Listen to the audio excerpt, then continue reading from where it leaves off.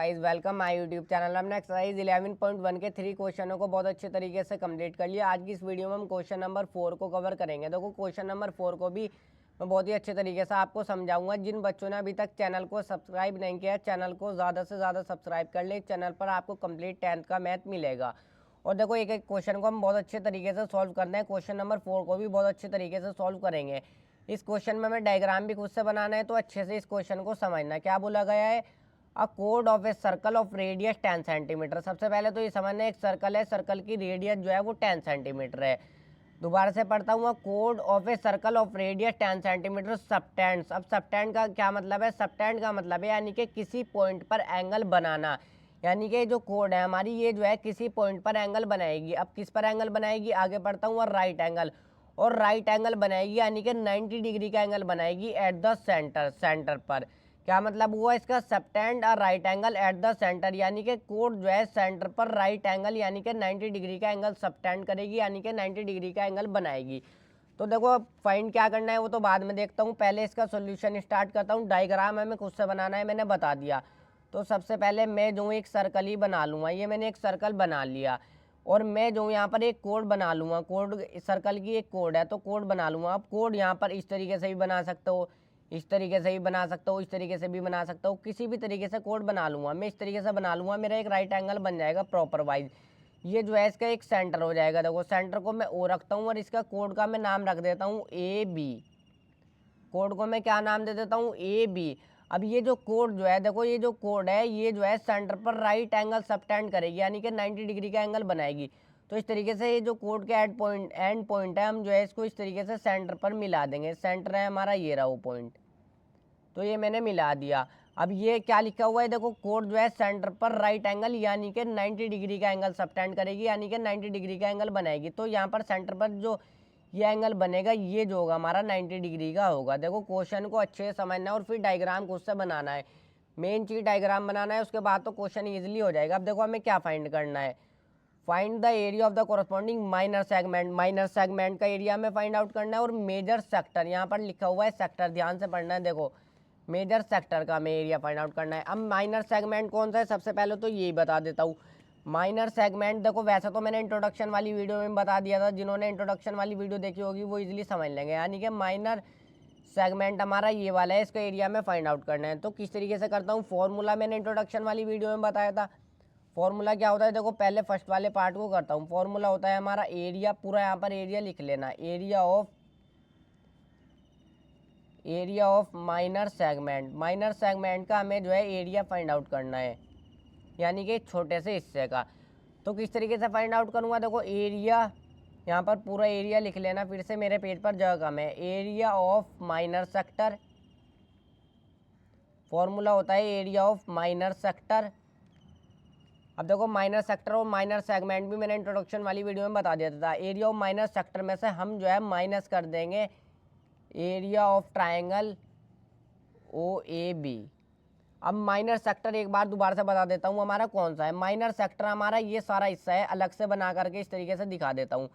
Minor sector हमारा ये वाला हिस्सा है ओ ए बी। देखो अब आप समझ गए होंगे, यानी कि ये सारा हिस्सा, ये यहाँ से लेके यहाँ तक का। मैं जो हूँ इसके एरिया में से, माइनर सेक्टर के एरिया में से इस ट्राइंगल के एरिया को माइनस कर दूंगा। इस ट्राइंगल के एरिया को जब मैं इस पूरे एरिया में से इसको माइनस कर दूंगा, ये जो ट्राइंगल का एरिया है, तो इसका एरिया मेरे पास आ जाएगा, यानी कि माइनर सेगमेंट का। देखो ये फॉर्मूला होता है, ये फॉर्मूला आपको पता होना चाहिए। अब एरिया ऑफ माइनर सेक्टर का फॉर्मूला क्या होता है? ये तो हमें पता ही है, थीटा अपॉन में 360 इंटू में क्या होता है? इंटू में पाई आर स्क्वायर। अब इसमें से माइनस का निशान है, इट इज़ माइनस का निशान लगाएंगे। अगर मुझे इस ट्राइंगल का एरिया निकालना हो तो मैं किस तरीके से निकालूंगा? ट्राइंगल का एरिया का फॉर्मूला क्या होता है? 1/2 इंटू में बेस इंटू में हाइट, ये फॉर्मूला होता है। और देखो यहाँ पर हमें रेडियस भी दी हुई है 10 सेंटीमीटर। तो ये जो सेंटर से सरकमफ्रेंस, ये पूरी बाउंड्री होती है सरकमफ्रेंस, सेंटर से सरकमफ्रेंस तक के मैं ज्वाइन कर दूँ, ये रेडियस हो जाएगी। ये 10 सेंटीमीटर है, ये भी 10 सेंटीमीटर है। यानी कि जो ट्राइंगल है इसकी बेस ये हो जाएगी और इसकी हाइट ये हो जाएगी। इसकी बेस भी 10 सेंटीमीटर ही होगी और हाइट भी 10 सेंटीमीटर ही होगी। तो देखो चलिए फिर अब रखते हैं थीटा क्या होगा। और थीटा देखो ये एंगल होता है, ये जो हमारा इसका माइनर सेक्टर का ये एंगल होता है ना, ये होता है हमारा थीटा। तो थीटा में 90 डिग्री यहाँ पर दिया हुआ है। थीटा 90 डिग्री यहाँ पर रख दो, 360 डिग्री अपॉन में 360 डिग्री इंटू में पाई आर स्क्वायर। पाई की वैल्यू को जो हमें यूज़ करना है वो 3.14 करना है, यहाँ पर लिखा हुआ है 3.14 इंटू में रेडियस हमें कितनी दी हुई है, देखो 10 सेंटीमीटर। अब देखो रेडियस का स्क्वायर है, रेडियस 10 सेंटीमीटर दी हुई है, तो 10 इंटू में 10 हमारा आ जाएगा, माइनस का निशान एज इट इज़, 1/2 भी हमारा एज इट इज़, इंटू में बेस। बेस हमारी क्या होगी, बेस हमारी होगी ये 10 सेंटीमीटर, तो बेस 10 है, और इंटू में हाइट, हाइट भी हमारी 10 होगी, ट्राइंगल की हाइट भी 10 होगी, तो यहाँ पर 10 ही आ जाएगा। यहाँ पर भी बस सॉल्व कर लो। इसका माइनस सेगमेंट का एरिया आ जाएगा, 0 से 0 कट जाएगी, 9 1 ज़ा 9, 9 4 ज़ा 36, और 2 2 ज़ा 4, और 2 5 ज़ा 10, फिर से कट जाएगा, 2 5 ज़ा 10, तो क्या वैल्यू आ गई देखो 3.14 इंटू में 5 इंटू में 5 इंटू में 5 और इंटू में 5, माइनस में ये कट जाएगा, 2 5 ज़ा 10 हो जाएगा, माइनस में 5 10 ज़ा 50 हो जाएगा, तो यहाँ पर से हमारा 50 आ जाएगा। तो देखो 3.14 की जब मल्टीप्लाई इंटू 5 करेंगे तो यह क्या आ जाएगा 78.5, और माइनस में क्या आ जाएगा यहाँ पर 50 as it is equal to 78.5 में से 50 को माइनस कर देंगे तो क्या आ जाएगा 28.5 सेंटीमीटर स्क्वायर। एरिया जो आता है स्क्वायर में आता है, ये भी बताया हुआ है, तो माइनर सेगमेंट का एरिया क्या आ जाए हो जाएगा 28.5 सेंटीमीटर स्क्वायर। एक आंसर तो हमारा जो है यही हो जाएगा। अब देखो सेकंड वाले पार्ट को भी करता हूँ, एक आंसर हम फाइंड आउट करते हैं। सेकंड वाले पार्ट में हमें जो है मेजर सेक्टर का एरिया फाइंड आउट करना है। मेजर सेक्टर मेरा क्या होगा, देखो उस पर भी मार्क करके बता देता हूँ। मेजर सेक्टर होगा मेरा ये सारा, मेजर सेक्टर ये सारा हिस्सा होगा जो मैंने ग्रीन से मार्क किया है, तो इसका मेजर सेक्टर का भी एरिया फाइंड आउट करना है। इसको भी अलग से बना करके दिखा देता हूँ। मेजर सेक्टर ये है सारा, देखो जो मैंने अलग से इस तरीके से बनाया।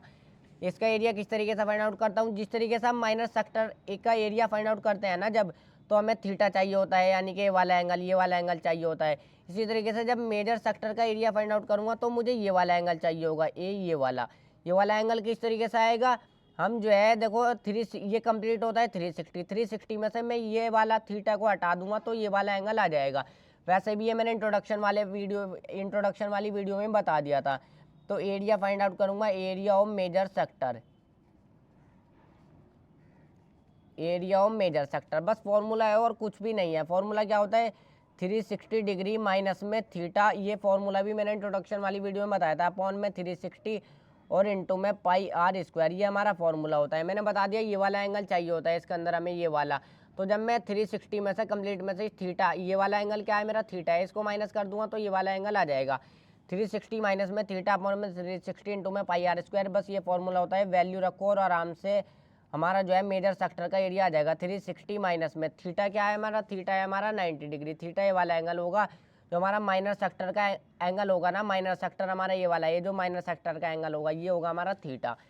तो यहाँ पर थीटा की वैल्यू है 90 अपॉन में 360 इंटू में पाई आर स्क्वायर। पाई की वैल्यू 3.14 रखनी है, हमें बोला गया है 10, ये आर की वैल्यू रेडियस यानी हमारी 10 है, रेडियस का स्क्वायर है तो 10 इंटू में 10 हो जाएगा।